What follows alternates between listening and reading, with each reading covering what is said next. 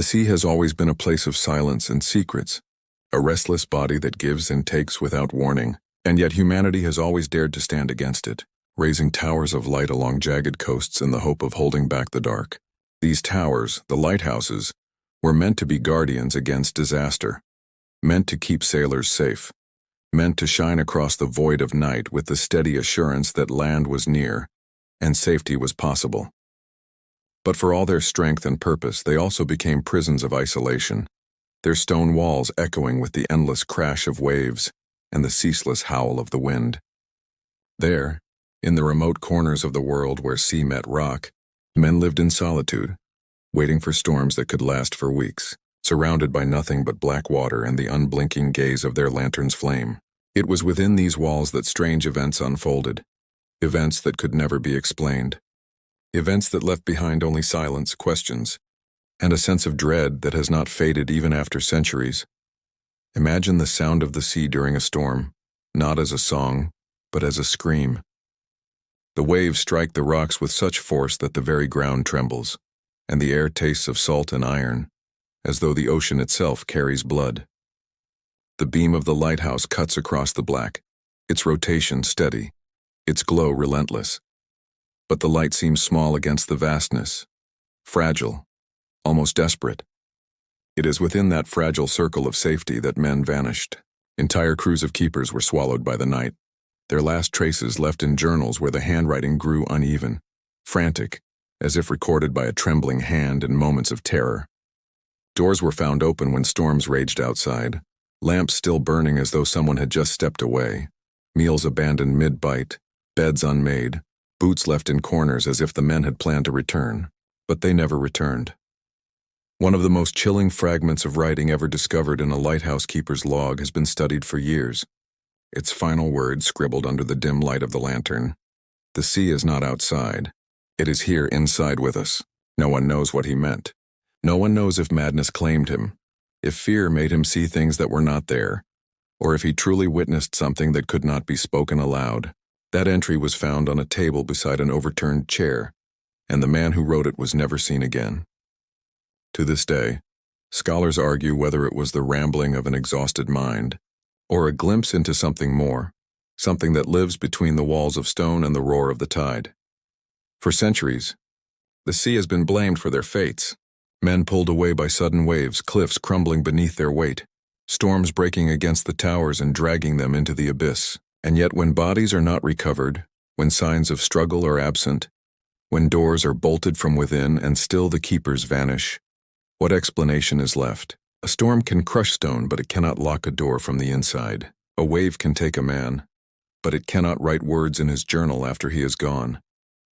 There are whispers among sailors, words passed quietly in taverns where the lantern light trembles over mugs of ale. They say that lighthouses stand where the veil is thinnest, where the sea is not just water but a threshold into something else. Some call them doors, others call them graves. All agree that to live in one for too long is to invite madness. Men who served there often returned to shore hollow-eyed, speaking little, waking in the night with screams that could not be silenced. Some never returned at all, their names scratched off the logs with a simple note: lost to the sea. But the sea is not always the only suspect. There is an old belief, too old to trace, that the sea demands its due. Each tower, each beam of light that dares to pierce the dark must eventually be paid for. Some say the sea claims its debt by dragging the keepers away. Others whisper that the towers themselves, standing between man and the endless black, begin to feed on those within, consuming their sanity until there is nothing left but silence. The hook of this story is not just that men vanished. The hook is that they vanished without reason, without struggle, without a single sound carried on the wind.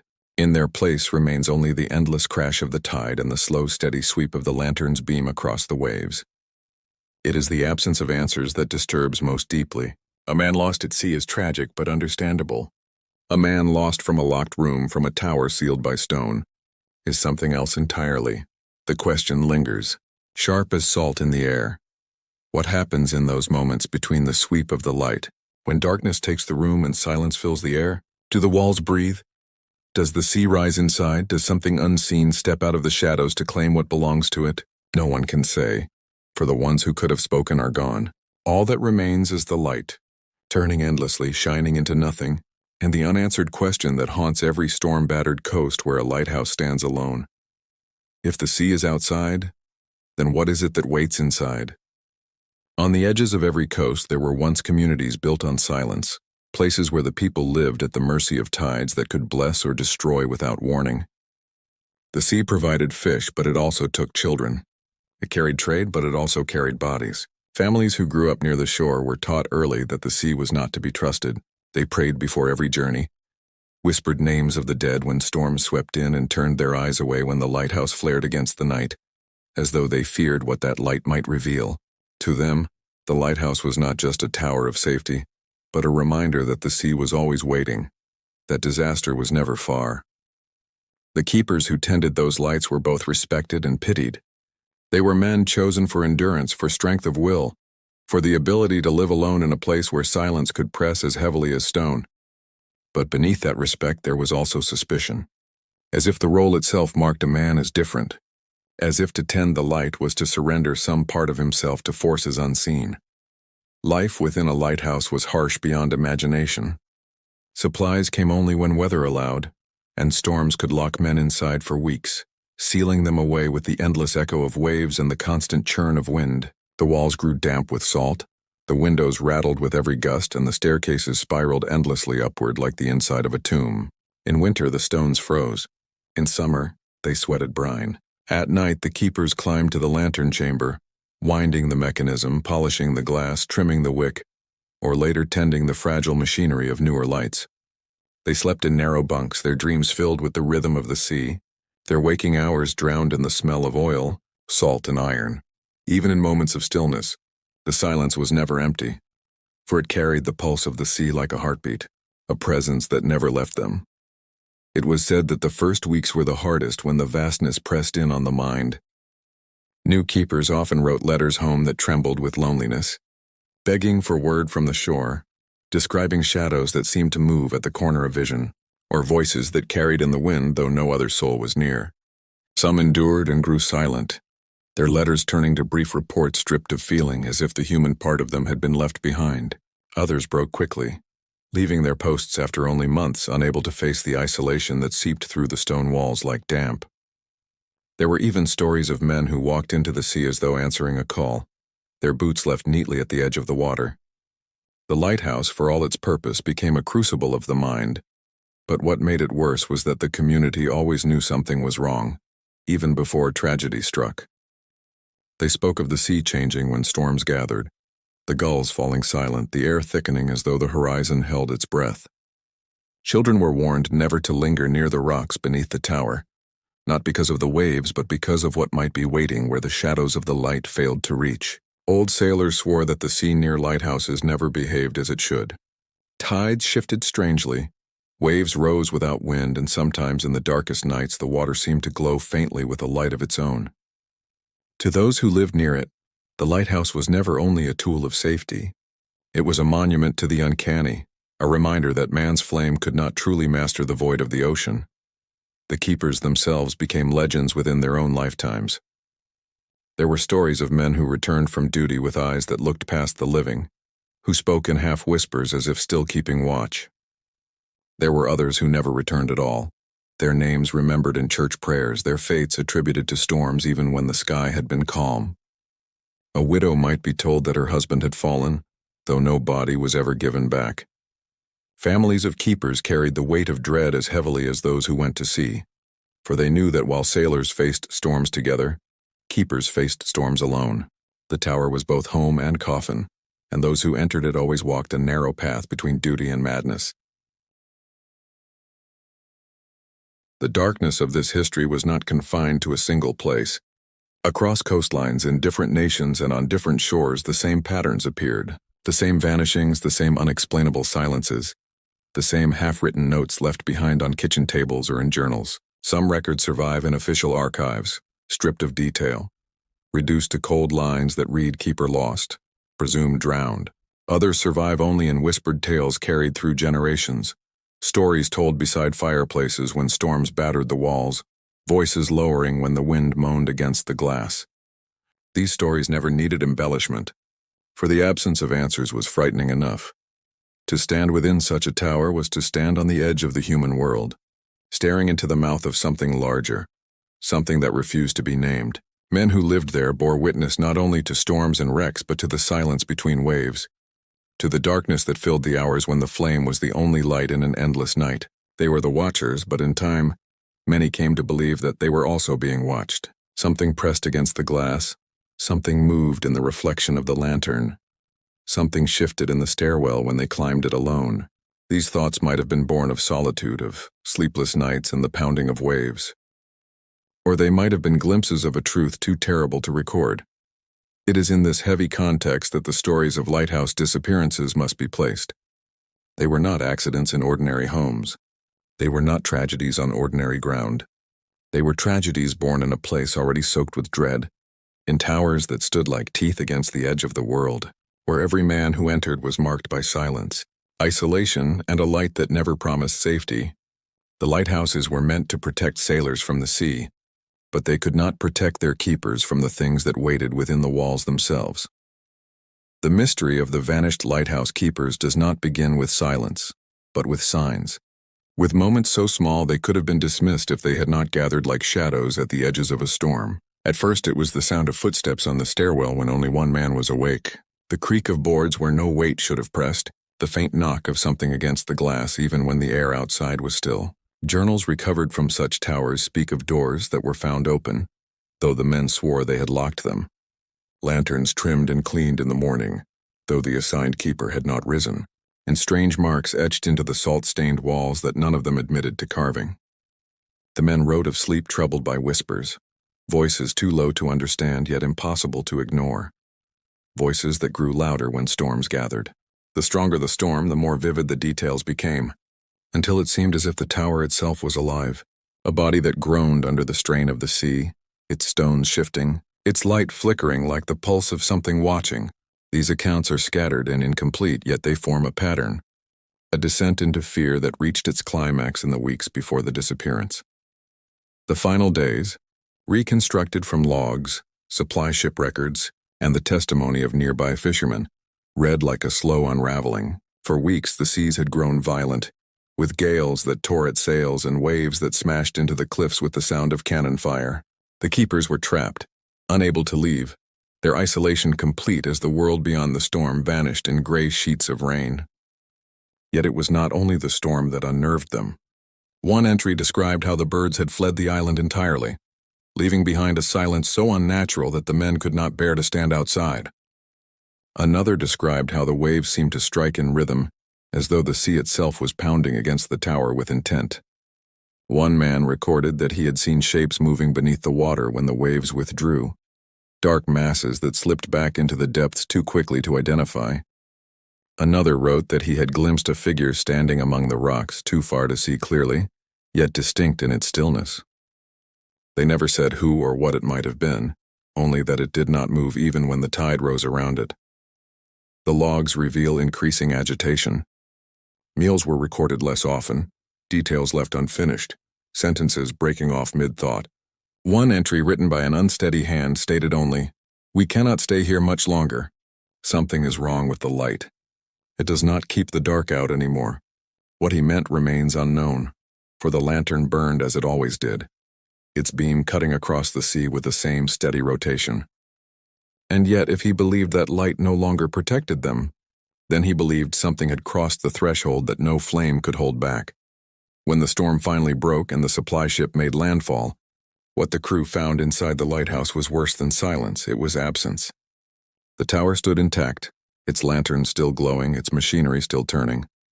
The door was unlocked. Inside, the beds were unmade as though abandoned in haste. Coats hung neatly on hooks, boots left in corners. On the table, a meal had been set, half-eaten as if interrupted mid-bite. The clock had wound down, the logs had stopped. There was no sign of struggle, no sign of flight. The storm had not shattered the windows, had not flooded the rooms. The men had not left messages, had not left a single word to explain what had happened. They were simply gone. The most disturbing detail was found in the journal, a final entry scrawled in words that grew larger and darker as the ink bled into the page. "The sea is rising. The sea is inside." That was all. No signature, no date, just those words left behind like a warning or a confession. The investigators at the time considered it the product of fear, a man breaking under pressure, yet the words remained chilling for their simplicity. If the sea was inside, what did that mean? Did he mean the walls had leaked, that water had filled the rooms, but there had been no flooding? Did he mean the sound, the voices, the pressure of solitude had broken through? Or did he mean something else entirely? Something that crossed into the lighthouse as surely as water spills through a crack in stone. The supply crew scoured the island searching for footprints, clothing, any trace that the men had left the tower. They found nothing. The rocks were bare, washed clean by waves. The cliffs showed no sign of collapse. The shoreline offered no bodies. The lantern above continued to turn, indifferent, throwing its beam across the endless horizon. The emptiness was complete. What unsettled the rescuers most was not only the absence but the feeling that lingered inside the tower. Testimonies collected later described a heaviness in the air, as though the room still contained the presence of the men, as though they had only just stepped outside and would return at any moment. But they never did. The silence of their absence clung to the walls, as if the tower itself remembered what had taken place and refused to let the memory die. The sea outside seemed calm when the supply crew departed, but the waves still broke in that strange rhythm, pounding against the rocks in time with something unspoken, something that suggested that the storm had not truly ended, that it had simply moved inward, into the hollow places of the lighthouse itself. The build-up to their vanishing is not only a story of storm and solitude, it is a story of signs ignored, of whispers left unexplained, of doors left open in places where no one else should have been. It is a story that forces the listener to ask, when did it begin? Did the men walk into the tower already doomed, chosen by something older than themselves? Did the storm summon what waited? Or did it only reveal what had always been there, crouched in the stone, breathing in the salt air? The answers remain as absent as the men, lost somewhere between the endless sweep of the light and the endless roar of the sea. When investigators finally stepped into the lighthouse to record what had taken place, they found themselves not only cataloging objects but confronting contradictions that refused to make sense. The stone walls held no cracks, the windows no fractures, the lantern no sign of damage. Yet the air inside felt heavy, as though every breath was drawn against resistance. The table still bore the remnants of a meal. The bread hardened, the meat stiff, the cups half filled, as if interrupted by something that had given the men no chance to return. The beds were unmade, but in a way that suggested they had risen quickly, not abandoned the night before, but in the midst of restless sleep. The clock had stopped, its mechanism wound down at some unknown hour, and the logbook lay open to its final entry, the one that read like a warning scratched in desperation. The sea is inside. Beyond those words, there was no sign of writing, no final explanation, no attempt to make sense of what had taken them. The investigators searched for footprints outside, for paths leading down to the water or signs of a struggle near the cliffs, but rain had scoured the ground clean. Waves had washed the rocks bare, and all that remained was smooth stone shining with salt. The absence of evidence became evidence in itself, as if the island had been carefully scrubbed of all human trace. Reports conflict in their details, but one fact repeats across every account. The door of the lighthouse had been found unlocked, standing slightly open. This single detail haunted those who came after. Why would men lock themselves inside during the violence of a storm, only to leave the door unlatched at the very moment they most needed safety? One theory suggested that they rushed outside to secure equipment during the storm and were swept away. Yet if that were true, why had the lantern continued to burn, its machinery wound and tended with the care of a steady hand? Another theory argued that madness had driven them to flee the tower, but no signs of disorder or violence were found within the rooms. The chairs were upright, the table set, the lantern gleaming. Everything was in order, except for the men themselves. Artifacts recovered were limited, but they told their own quiet story. In the lantern chamber, the glass shone with polish as though one of the last acts performed had been the routine cleaning of the lens. In the storeroom, supplies were intact, undisturbed, suggesting that no hunger or desperation had driven them. In one keeper's trunk, a letter was found unfinished, its final line trailing into nothing. The sea has grown louder each night, as though it is speaking. The handwriting faltered, as though the pen had slipped. or as though the writer had turned his head at the sound of something behind him.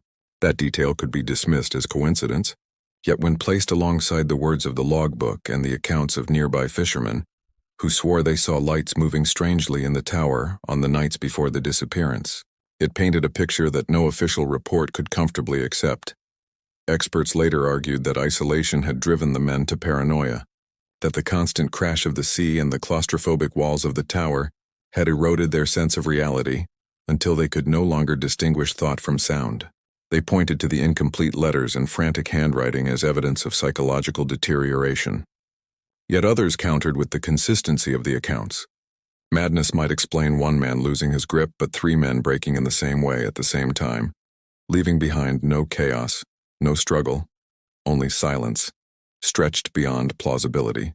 If madness had consumed them, where were the signs of violence? Where were the overturned chairs, the broken glass, the torn pages? Everything within the lighthouse spoke of order, even care, up until the moment they vanished. There were also the reports that never entered the official record. The supply crew, when questioned privately, admitted that one of them heard something while searching the tower, a sound like water trickling, though no leak was found. Another claimed he felt the stairs vibrate beneath his feet, as though someone else was climbing them slowly just behind him, though no one was there when he turned. These details were dismissed as nerves, but the men who told them swore they had felt it, that the tower itself had not been empty even as it stood silent. Conflicting data grew heavier the more it was examined. The timing of the stopped clock did not align with the time of the last log entry, suggesting that hours passed unrecorded.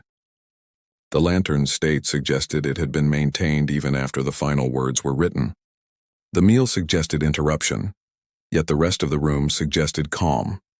Each piece of evidence contradicted the next, leaving a puzzle with no center, only fragments that fit nowhere. If they had left in fear, why maintain the light? If they had been taken suddenly, why leave the door unbolted? If they had walked willingly to their fate, why leave meals uneaten, letters unfinished, beds unmade? The questions circled endlessly, each answer dissolving into another mystery. In time, theories expanded beyond the natural. Some whispered of something moving through the storm, a presence that called them outside. Others suggested the tower itself was cursed, that years of isolation had built into the stones, waiting to claim the keepers in silence. A few spoke of the sea not as water, but as something alive, something that could seep into walls, into minds, until the men inside no longer knew where the ocean ended and where their own thoughts began. Each theory reached the same dead end. No bodies, no struggle, no trace. Just the endless turning of the light, the hollow echo of empty rooms, and the sense that something had happened there which no investigation could name. The deeper the evidence is examined, the less it explains. The lighthouse did not speak, but its silence was louder than any storm. The evidence lay like bone stripped of flesh, details that hinted at a story but refused to give it shape. In the end, what remains is not clarity but unease, for every clue points not to answers but to absence, as though the truth itself has been pulled into the sea, leaving only fragments behind. The vanishing of the keepers did not end at the walls of the lighthouse. It seeped outward like a spreading tide, touching every life connected to them, breaking families in ways that storms and wrecks never had. Wives waited on the shore for men who never returned, their eyes fixed on the horizon long after the investigation declared them lost. Mothers kept lamps burning in their windows at night, convinced that a ship might yet deliver their sons home. Children who once drew pictures of the great light sweeping across the water grew quiet, unable to walk near the cliffs without clutching the hand of an elder, afraid that the sea might look back at them. Unlike a storm that smashed a boat and left wreckage, unlike a drowning that gave back a body, this loss offered nothing. No grave to kneel beside, no final moment to mourn, only silence, the kind that deepens with each passing year, the kind that corrodes the heart with questions that will never be answered. To those left behind, absence was worse than death.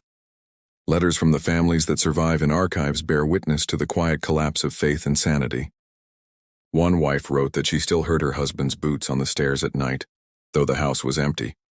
Another described dreams in which the sea filled her rooms, salt water pouring through the walls until she awoke choking, the sheets wet with her own sweat.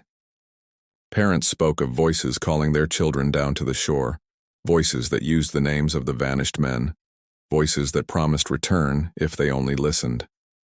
The grief was not clean. It was jagged, a wound that never closed. It brought paranoia, superstition, a sense that the men had not simply died but had been claimed by something larger, something that might still be waiting. The community changed too. Fishermen who once sailed past the lighthouse began to avoid the waters near it, steering their boats into longer routes, muttering prayers when the beam swept across their decks. They said the light no longer looked like protection but like an eye, searching. Some refused to speak of it at all, treating the subject as cursed, a memory that, if named, would awaken again. Others obsessed, whispering to anyone who would listen that the keepers had not left willingly, that the sea had swallowed them alive, and that their voices still carried on the wind. Children grew up with those whispers, with stories that if one stood too close to the lighthouse on a storm night, one might hear knocking from within the walls, or footsteps on the stairs that never ended. The loss became folklore, but it was folklore born of terror, not distance. Even those who had never known the men felt the shift. Isolation was no longer romanticized as bravery, but seen as madness waiting to take hold.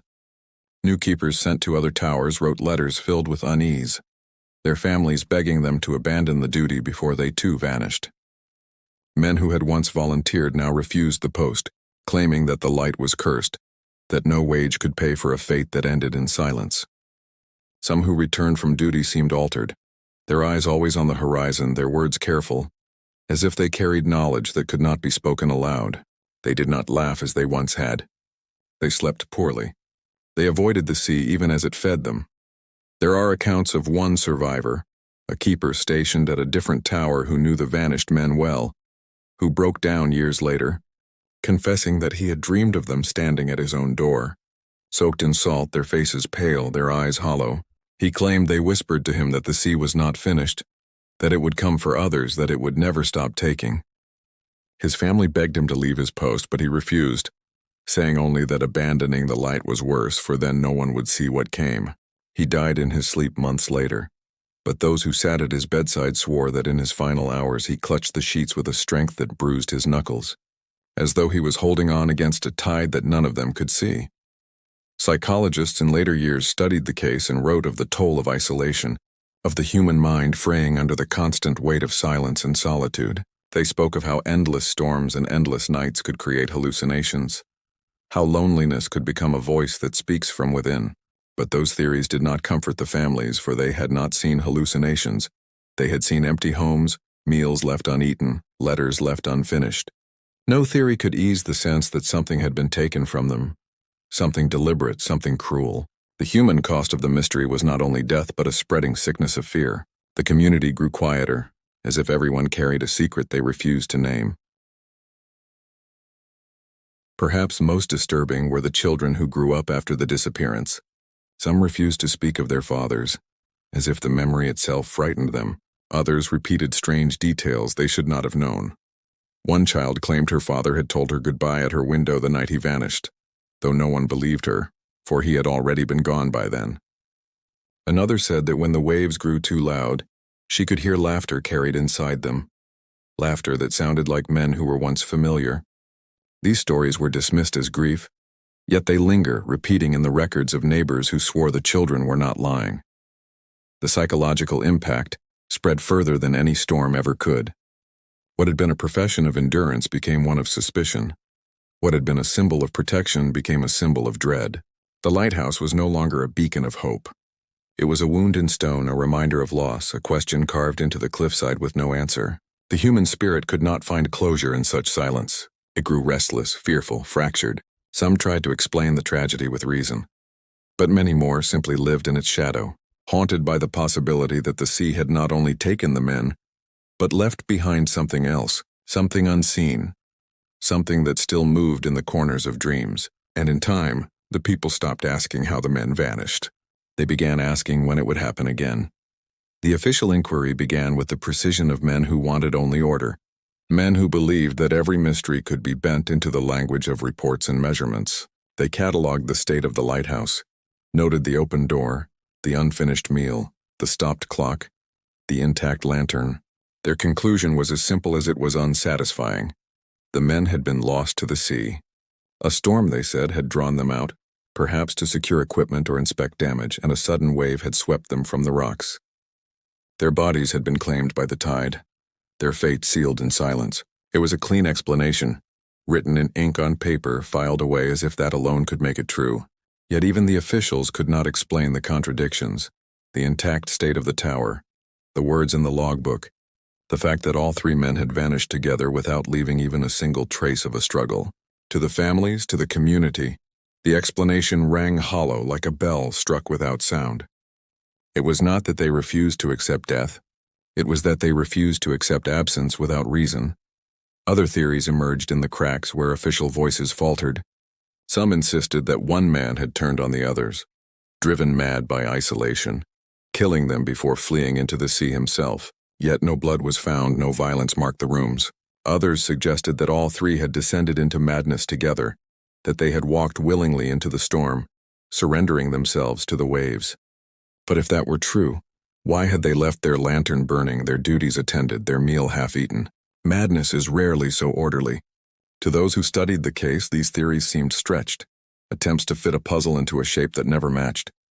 The more they tried to force reason into the silence, the less convincing reason became. From the community came darker explanations, whispered in taverns and carried in prayers that sounded more like warnings. They said the men had not fallen to the sea by accident. They had been taken. Some swore that old stories told of spirits that guarded the water, ancient figures who demanded offerings for each tower raised against the tide. The sea, they said, was patient, but it never forgot. If a debt was not paid willingly, it would be collected. To them, the disappearance was not a mystery, but a price the men claimed as part of a bargain older than memory. Others spoke of the tower itself, saying that stone could hold more than salt and damp. They believed the walls had absorbed years of fear, years of isolation, until the lighthouse became more than stone, until it became something alive. The keepers, they claimed, were not taken by the sea but swallowed by the tower itself, drawn into the spiral of its stairs, into the hollow places where no light could reach. These were not theories that could be recorded in reports, but they lingered, heavy as the sound of waves against the rocks. There were stranger accounts still. Fishermen claimed that in the nights after the disappearance, they saw the lantern beam behave unnaturally, moving faster, sweeping with a rhythm that did not match its mechanism. Some said they saw figures within the light itself, shadows that stretched too long, moving when no one remained to tend the lamp. Others claimed to hear voices carried over the water, not cries of panic but steady, low chants as if the missing keepers were calling from beneath the waves. These tales could not be proven, but they spread quickly, and soon the lighthouse was not seen as abandoned but as haunted, its light a signal not of safety but of warning. Years later, researchers revisited the case with modern eyes. Some argued that a rogue wave, sudden and violent, had struck the island and dragged the men away in an instant, leaving no time for struggle, no chance for survival. It was plausible, but still it did not account for the details. The words in the log, the neatness of the rooms, the sense of interruption so sharp it felt staged. Others leaned on psychology, suggesting group delusion, shared paranoia that drove them all outside together. But even psychology could not explain the absence of bodies, could not explain why three men would abandon their post in unison during a storm that promised only death. No theory, no matter how carefully argued, could stitch the fragments into something whole. Perhaps the most unsettling theory was not about madness or storms at all, but about silence itself. Some scholars suggested that what broke the men was not a sudden wave or an ancient curse, but the slow erosion of solitude, the endless rhythm of waves breaking down the boundary between inside and out. They argued that the mind, when pressed too long against silence, begins to invent sounds, begins to answer questions no one has asked. In time, they said, the men may have stopped distinguishing their own thoughts from the voice of the sea. When the logbook read "the sea is inside," it might have been the most literal statement of all. The sea had entered them, not with water but with thought, filling their minds until they walked willingly into its embrace. Yet even this theory cannot explain the order left behind, the unfinished letter, the lantern burning as if tended by a steady hand. Theories multiplied, each one trying to anchor the impossible, each one eroded by contradictions. The official report closed the case, but no one who read it felt closure.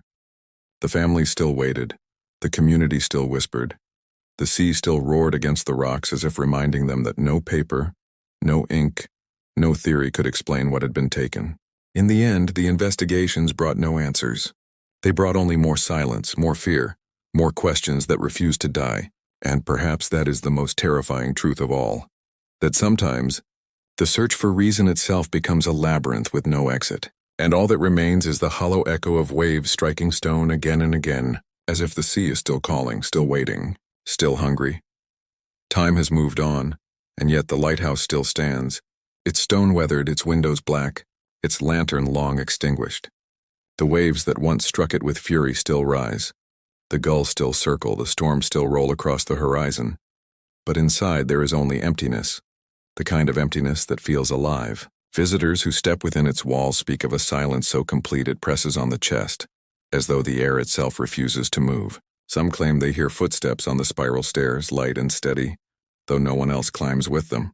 Others say they hear dripping water though the floors remain dry, or the faint rhythm of knocking like hands on stone, echoing from far below. The building is a ruin now, but the unease it carries has not faded. It clings like salt in the air, like damp in the bones, and it leaves those who step inside with a question they carry long after they return to the shore. What remains within the walls when the men are gone? History tries to reduce tragedies into numbers, into dates, into reports filed in dusty drawers. Yet the story of the vanished keepers refuses to die because it is not only a story of men lost to the sea, it is a story of absence that lives on, a story that reminds us that some mysteries do not close, they linger. Each wave that strikes the rocks feels like repetition, as if the sea is still speaking the same words over and over, words no one has yet understood. The families are long gone, the children grown and buried, the officials who signed the reports nothing more than forgotten names on paper. But the silence of that tower has not been erased. It remains in the folklore of the coast, in the stories whispered to children who grow uneasy when the wind howls, in the eyes of sailors who avoid the waters where the light once swept. Some wounds do not heal. They become landmarks themselves. There is something deeply unsettling about the fact that the mystery resists every attempt to solve it. Death has its rituals, bodies to bury, prayers to speak, stones to mark a life. But here there is nothing. No remains, no evidence, no resolution. The sea took what it wanted and left behind only questions, a hollow place where certainty should be. It is this absence that unnerves us most, the void where truth should be, a void that mirrors the waves themselves, shifting, restless, unfathomable.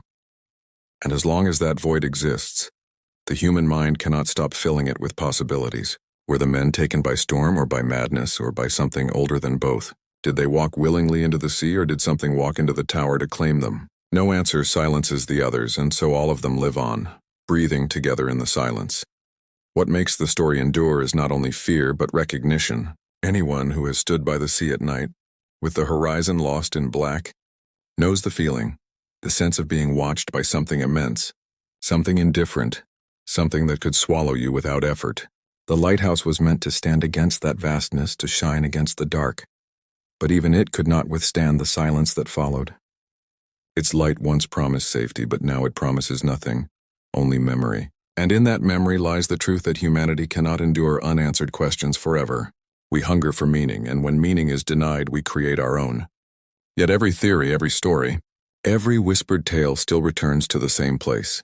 The empty rooms, the burning lantern, the words scrawled in desperation. The sea is inside. Perhaps that is why the story haunts us. Not because it tells us what happened, but because it refuses to. The silence of the lighthouse is not passive. It feels active, like a question repeated each time the wind moans against stone, each time waves crash in that strange rhythm against the rocks. It forces us to confront the limits of what we know, to face the possibility that some things are not meant to be explained. The sea has always demanded humility, but in this case it demands something more: fear, respect, and silence. Even now, when storms rise and the coastline disappears in fog, locals say the vanished men still walk the tower. They say their voices echo faintly in the lantern chamber, or their shadows pass across the windows though no one climbs the stairs. Some say the light itself, though extinguished, flickers faintly in the distance on certain nights, as if tended by hands that never left. And there are those who claim the sea has never stopped claiming its debt, that each year when storms batter the coast, A new whisper rises, warning of more to come. The lighthouse may be abandoned, but it is not empty. Something still waits there, patient, unseen, endless as the tide. And so the story ends not with an answer, but with a question. One that lingers, one that does not fade. When the sea takes, it does not always return. When the light fails, it does not always go dark. What remains within the silence of the lighthouse is not for us to know, only to fear. And perhaps that is the truth hidden in the keeper's final words. The sea is not outside. It is here. It has always been here. It will always be here. The question is not why they vanished. The question is how long until it happens again.